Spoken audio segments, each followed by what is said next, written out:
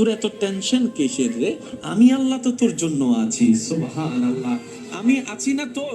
আরে যার কেউ নাই তাই না টেনশন করে, যার টাকা নাই সে টাকা নিয়ে টেনশন করে, যার অভিভাবক নাই সে অভিভাবক নিয়ে টেনশন করে, যার মোবাইল নাই সে মোবাইল নিয়ে টেনশন করে। আরে আমি আল্লাহ তো আছি, তো আমি আল্লাহ তো আছি, যিনি ইন্নাল্লাহ আলা কুল্লি শাইইন কাদির। আমি আল্লাহ রহমান তো আছি, আমি রহিম তো আছি, আমি গফফার তো আছি, আমি সত্তার তো আছি। সুবহানাল্লাহ। আমি গফফার তো আছি, আমি রাজ্জাক তো আছি। আরে আমি থাকতে তো টেনশন কি? বান্দা বলে যে কথা তো ঠিক, যার নাই সে এনে টেনশন করে। আমার আল্লাহ যদি আমার থাকে, আমার তো টেনশন করার দরকার। তার মানে আমি এতদিন টেনশন করেছি, আসলে আমি আমার আল্লাহকে রাখতে জানি নাই।